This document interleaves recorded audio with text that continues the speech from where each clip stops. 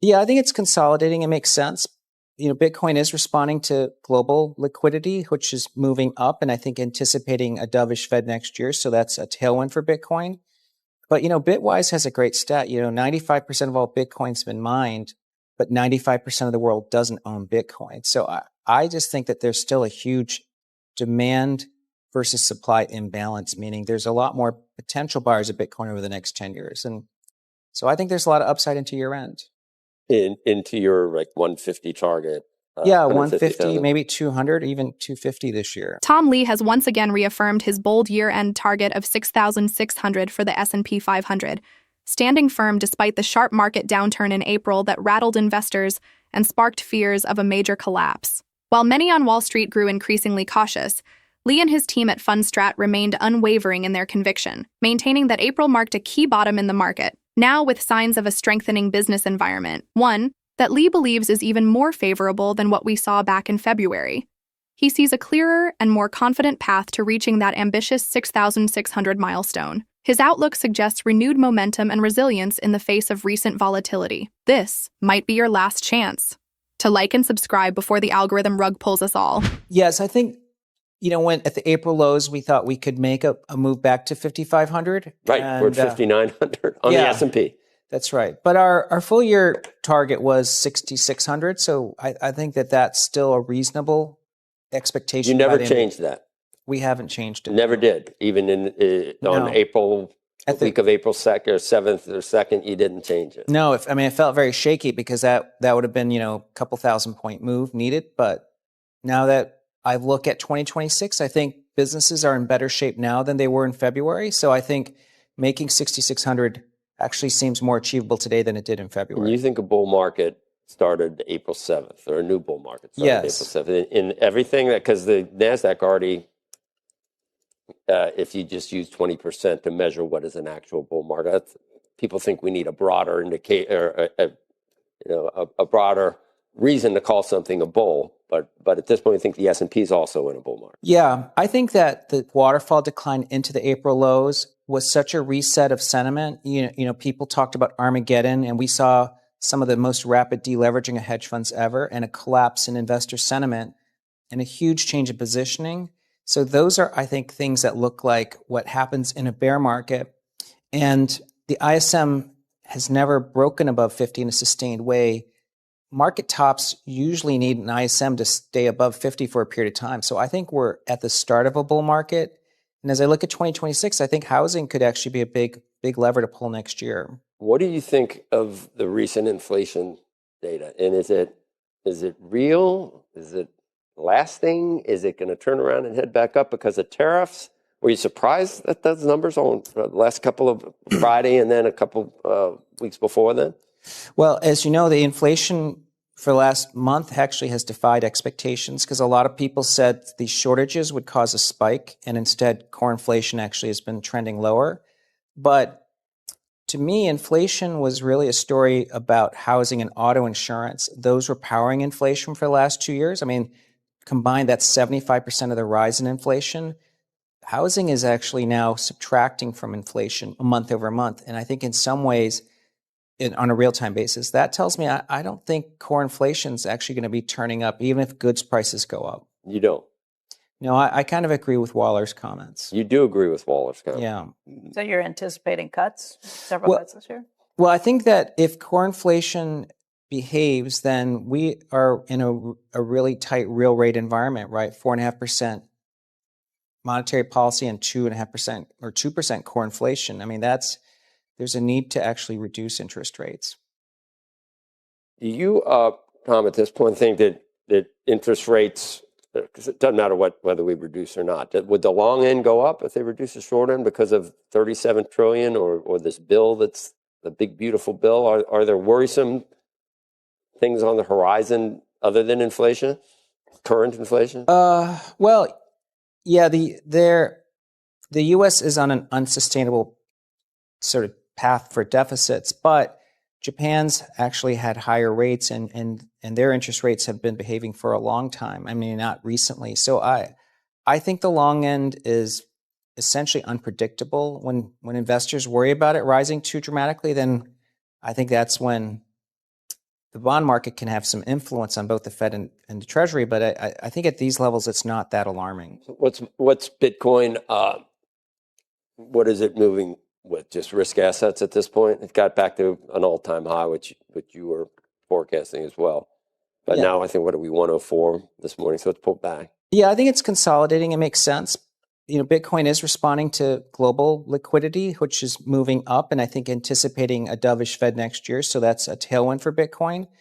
But, Bitwise has a great stat. 95% of all Bitcoin's been mined, but 95% of the world doesn't own Bitcoin. So I just think that there's still a huge demand versus supply imbalance, meaning there's a lot more potential buyers of Bitcoin over the next 10 years. And so I think there's a lot of upside into year end. Into your 150 target. 150, maybe 200, even 250 this year. What? 150 to 200 to even 250. And what's you don't have a terminal price on that, do you? Well, it's, I think at a minimum, it should have the same network value as gold. Mm-hmm. And if you look at above ground gold, it's probably 23 trillion. So that would be, 1.2 million for Bitcoin. But I think Bitcoin is more valuable than gold. So, Bitcoin could be 2 million, 3 million long term. Even higher. Okay. Thank you. And we're talking years, obviously, but 95% mined. I don't think the last one is mined till 2150 or something. It's getting harder and harder. Yeah, depending on what decimal you want to use, it's probably 2040 or something. But but it's if you're having something forever, it'll always. So what's your terminal value? That's what we just said. The final. He said 2.5 million. 2.5 million at the end. Yeah. Or maybe higher. Or maybe even higher. I didn't appreciate that point. Tom Lee also delivers a sharp critique of Keynesian economics, which has long guided central bank policy. He argues that Keynesians focus too heavily on boosting growth at the expense of efficiency, prioritizing inflated GDP figures over genuine improvements in productivity. According to Lee, by relying on nominal metrics like GDP, policymakers rationalize excessive money printing under the guise of avoiding a deflationary depression, ultimately masking deeper structural issues in the economy. All right, time to hear from Lawrence Lepard. His take might surprise you. When you have zero interest rate policy, people can borrow for no cost and then buy things to yield return. Well, they do. And so what you see is it pushes the price of all those things up a lot. And so stocks took off and housing prices again kind of took off and bonds took off and so on and so forth. And so, the prices are not real. They're fake because the cost of the money was fake. And of course they started trying to raise rates in 2015, but they didn't get too far. And in 2019 they had to pivot.